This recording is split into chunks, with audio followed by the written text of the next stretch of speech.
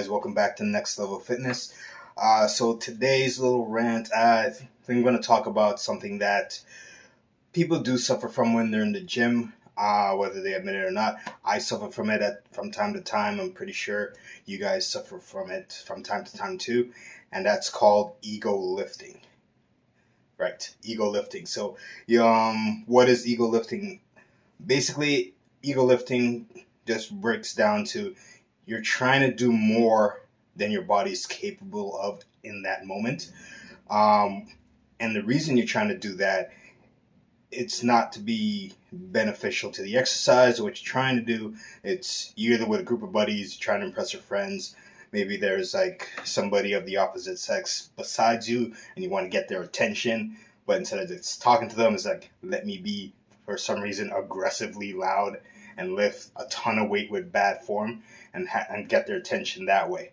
So that's some of the ways that ego lifting can take shape and reveal itself.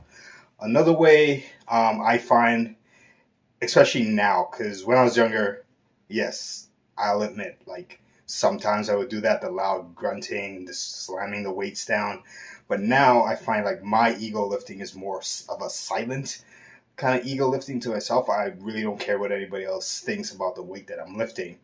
But it's to appease me, to boost my ego internally. So I call it a silent one because I train by myself. I'm not looking for anybody else's attention when I lift. So that's pretty much breaks down kind of what an ego lift is. Now, there's nobody that this doesn't affect. Everybody has an ego. An ego is inherently attached to who the person is, their identity. The size of the person's ego, now that's going to differ from person to person, depending on who you talk to, or who that person is. So somebody, I'm not going to say this for everybody, but somebody that's typically more extroverted might have like a bigger ego, and somebody's more introverted is probably not going to have as big as boisterous ego as somebody as the extrovert, but they could still have a big ego. I'm hoping that makes sense for right now, so hoping you could follow me. All right, so we're talking about ego lifting. So an example I could give of that from my own personal experience when I was younger, going to university. I typically don't work out with a lot of people. It's probably like one or two people that I can work out with, and that's because we just go. There's no like talking for 5-10 minutes and then doing like one set or something. So anyway, back at university, I had a friend I used to work out with, and we would go jump in there. We would work out for like 2.5 hours, sometimes 3, because we'll have a ton of exercises to get through, and I didn't really know how to put exercises together that well. Like I know a lot better now, so my workouts don't take as long. But back then we decided to do kind of like our mini deadlift competition. So I had done deadlifts before in the past, before he did, and I was showing him how to do deadlifts, and he seemed to be catching on really, really quickly. So we're like, okay, let's go, set for set. So you set the pace, I'll follow, and we'll see how high we can get. So I think we kept going, and we're lifting, we're loud, we're dropping the weights and everything like that. And then as we keep going, I'm getting tired, I'm not paying attention to my form I can't let him beat me. So lifting, getting tired, my form started to go. I think the weight was, at that time, we got up to 295. So he picked up 295, great, no problem.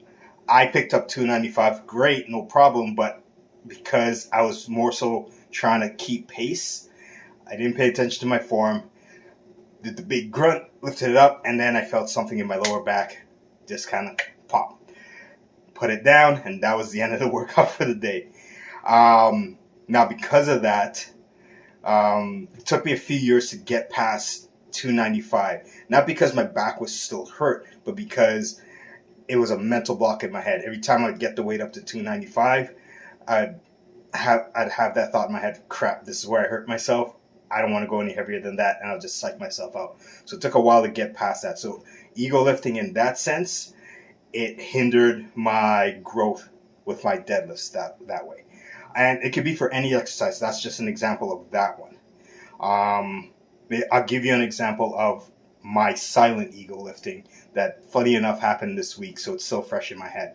So I'll remember it, and I'll tell you. Okay, so this is what I call silent ego lifting.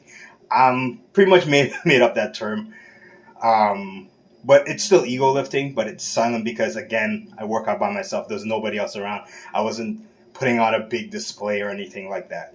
So the way this happened, a little bit of a backstory.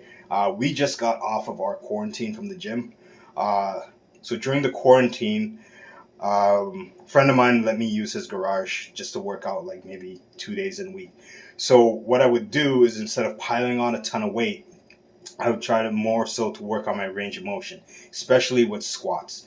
I've never had like a super low squat, and I will never get a super low squat, but I know I can get better range of motion to get a little bit lower than where I was. So the goal I set for myself is, by the end of this year, 2021, I want to be able to do 200 pounds for 10 reps at my new range of motion. Now, I can squat like way above that with my past range of motion, which is, maybe just above parallel, not breaking that parallel line. What I'm trying to do is get to parallel and maybe a little bit under it. Okay, so now do you have that backstory? So my back the previous week was starting to feel very, very tight. Doesn't matter what I was doing. I go through like my warm-ups, and my warm-ups usually take about 8 to 10 minutes. Foam rolling, range of motion stuff, dynamic stretching, stuff like that. But it was super, super tight, and it wouldn't release. So that weekend, I remember waking up from pain, and I think I just must have turned the wrong way, and it just got really tight, really, really sore. But Monday was legs, and I wasn't going to skip that. So the highest weight I got with my new range of motion was about 150, maybe 160. Okay, but because my back was sore, I thought, okay, instead of like just dropping all the way down, let me just put a little box just below where my new range of motion is, so I can touch the box, come back up. Okay, good so far. All right, so working my way up. I have 4 sets of 10 to do. The last set I had 165 on the bar. Again, not a lot. With my old range of motion, I can squat that and more. So put it on, set it up. Back is still sore, and in my head it's like, okay, Tony, you sure you want to do this? Like, might end up in a little bit of a problem, but I'm okay. This is me talking to myself. So get underneath the bar, stand up, walk out. Felt fine. Everything felt great. Do my squat, get down. Everything's still good. But as soon as I touch that box or that height that I set, I felt something in my back just kind of go, nope, we're not doing this today. So I was able to stand back up, but for a second or two, my ego wanted me to keep going. Luckily enough, I stopped, put it back. I'm like, no, I'm basically right at the beginning of my workout. I have other things to do. I cannot risk injuring my back right now. So reset the bar, was able to ignore my ego, save my back, was able to complete the rest of my workouts. And even though my back is sore, I still was able to do workouts throughout the week. Now, if I listened to my ego and given in, I would have tried to bang out those other 9 reps and probably been in a worse place because of my silent ego at that part, not wanting and not allowing myself to fail. So that is kind of what a silent ego is to me. Now, with all this talk about ego, it seems very negative, right? It can lead to injury. You become an obnoxious dick at the gym. because you're wanting to draw attention to yourself, things like that. All negative traits, okay? But I feel there is some part of ego and ego lifting that can be positive if the parameters are measurable and not like exceedingly like crazy. So let's say you set a goal for yourself. You want to whatever move a certain amount of weight or do a certain amount of reps. Your ego can allow you to hit those marks if you are going about it in a measurable way, small incremental way. Your ego won't let you quit until you hit that goal. And again, it's not so much to appease other people around you, it's because that's a goal that you set for yourself. So, a small example, I guess I could say, is what I'm doing right now. Like, right now. So, again, doing the YouTube channel.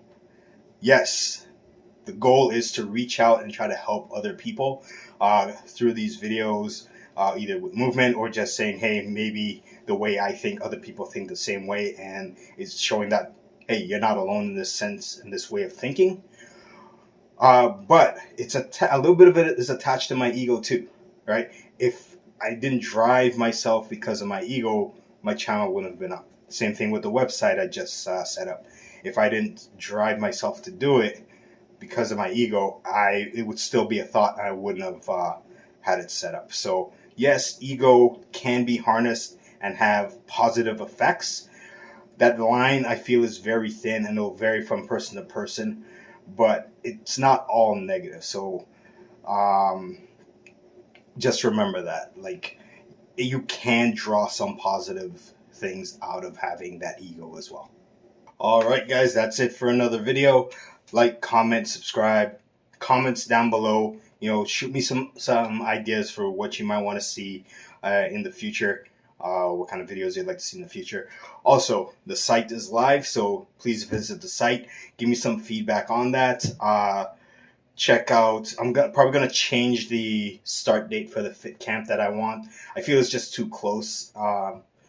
So I'm just going to push it back a little bit, but this is going to be the last time I push it back.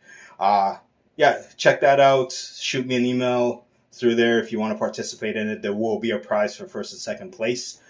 And yeah, I will see you guys in the next one. Peace.